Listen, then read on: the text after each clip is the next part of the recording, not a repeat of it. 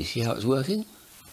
There's hot air coming from the candle up to this inclined vein, as it were, which is hitting it. It's pushing it upwards and it's pushing to one side.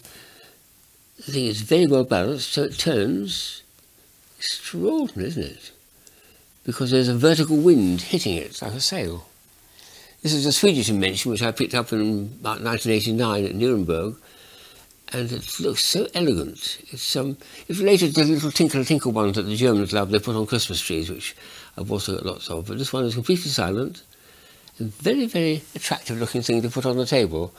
And it's very safe. You can see that it's been well built, and it's right in front of your eyes, so there's no chance of it misbehaving, setting fire to things. And it's going to be a continual motion thing. So, and it's silent too. It's not interrupting conversations or anything. So, a very, very charming. I wish I could perhaps get some more of them. I must find out from friends in Sweden if they're still around. But this is one of my items in my candle collection, looking for candles which themselves are novel, which many of these are, or things which become very novel when they're put into some sort of mechanism, as this one is. I've got about 30 or 40, I think it is, and I've got just perhaps half a dozen or a few more here, but I've always gone for interesting things, and you see what you think of some of them. These two are straightforward. They're just nice to see things which are looking like fruit and very realistic too, if I may say. I'll strike one because I can't reach that flame easily. The apple is very well made, and there's another little feature to it which I want to show. And I like the banana at the same time, a peeled banana and an apple. So it is just an apple candle. You could say that's all it is, but it's a charming one because it looks so realistic.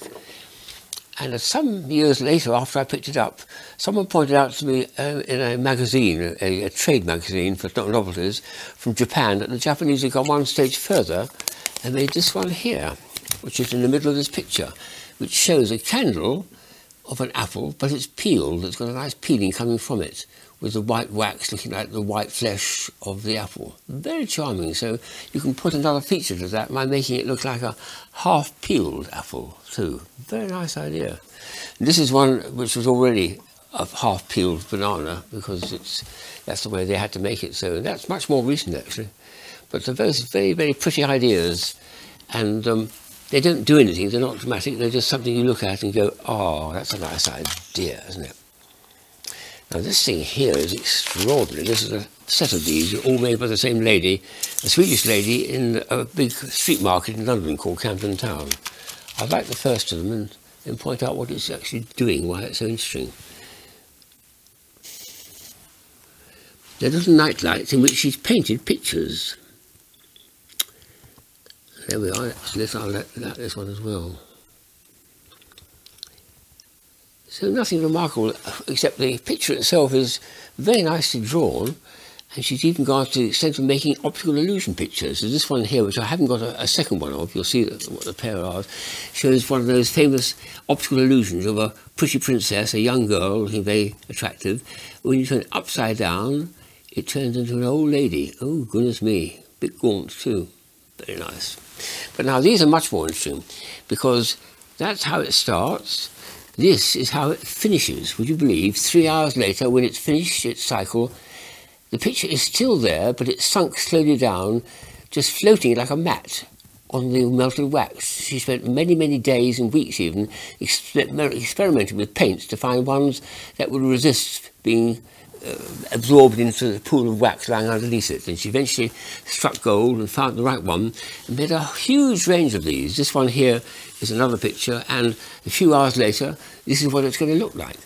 But it takes a good time to go. It's got to drop down about 1.5 inches over a period of 3 hours. That's probably about not mph but 1,000 hours per mile, not miles per hour. So it's very, very slow. And at the end of it, you're still left with a picture. The picture's not destroyed, and that was a charming idea, which I haven't seen for quite some time now. But I thought that's a very, very clever and original candle novelty, which I much admire her for. I'll blow them out now because I don't want them to sink too far down. Here's a German one, which is very strange. It's a light bulb. There we are. There's a flex. You can light it up, except it won't actually light up because it's candle power. Yes, it is candle power. Undo it. This is completely false, and that is actually a piece of wax. That's a wax candle with a wick on the top. I don't want to light it now because I want to keep it pristine, but you got the idea. This is a lovely company in Hamburg called Donkey, who make wonderful, wonderful, crazy things. Germans at their best, really. And that's a charming idea because you put it into a light bulb like that with one of those Phillips screw things there, and someone said, "This won't seem to turn on," you say to people, and then when people say that to you, you say, "Oh, well, you're doing the wrong thing," and you pick up a box of matches and light it. They have a very good laugh when they realise they're being fooled. You could disguise the top of it, perhaps, by putting it in a lamp shade, and then say, "Why doesn't the light work when I push the switch?" So it's a one candle power light. Marvellous. There's one which I've had for years in my collection, and I couldn't find it for ages because it's a birthday cake which you can't eat, but you can light. Now, I've got to light it now, haven't I? I said talked about it. Eventually it turned up in a 1989 case, I think it was. It took me ages to find this thing, but a lovely idea this. Let's just have a go at lighting it. It doesn't play happy birthday to you or anything like that, but it just is a candle of it's a replica of a birthday cake, but you light it.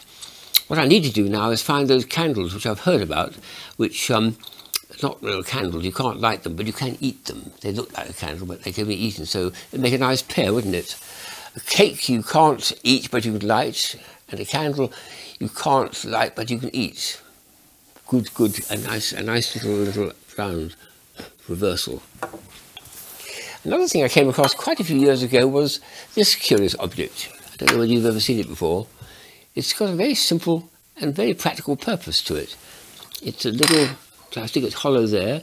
It's got a little slot on this side there, which is perhaps not so easy to see, so I'll put my finger inside. Anyway, there's a slot there. What this is a candle sharpener, would you believe? Let's have a go. I'll put it right underneath. I'm going to turn this like that, where the my glasses is on, where the sharp edge is, and it's just like sharpening a pencil. As I turn this like this, the candle wax starts to come out, and it's taking away a taper on the base of the candle, so that it starts to taper there. And when you've done it far enough in, you make a nice tapered end to the candle, which then fits into a candle holder very neatly like that. You see what's happening, it's getting thinner and thinner all the time. I'll do one more lot. But that's a very, very simple little device. And if I did more candle things, or use them more at home, I would be able to actually make use of it. As it is, it just sits there waiting for me to show to somebody saying, "What's this then?" Very hard to see what it is until you see it in action, but it works very well indeed. The last item is a bit of real fun. There's an American toy which I picked up many years ago, and this is going to be a tremendous one to finish with. It's a really nice novelty, this, and it's a once-off too, but you'll give lots of spares. So it's used for birthdays, you'll see why, and it's a birthday cake candle. Let's see if we can get it to light first.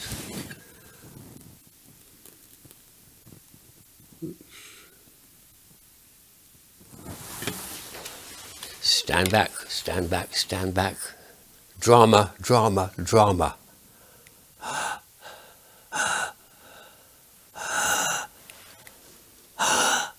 Whoa! Happy birthday to you if it's your birthday. Isn't that wonderful? So it melts and allows that tiny little washer to come out, and they very fortunately give you a whole bunch of spares. Every one of these would need to be put in position and rewired to make it perform again. But what a simple and very elegant idea. Take the thing out at the end, that's what's left of it, and there's the little thing that wishes you a happy birthday. Very, very nice. So candles have been a subject of tremendous development and invention, and just a few of them are here. I'll get you some more.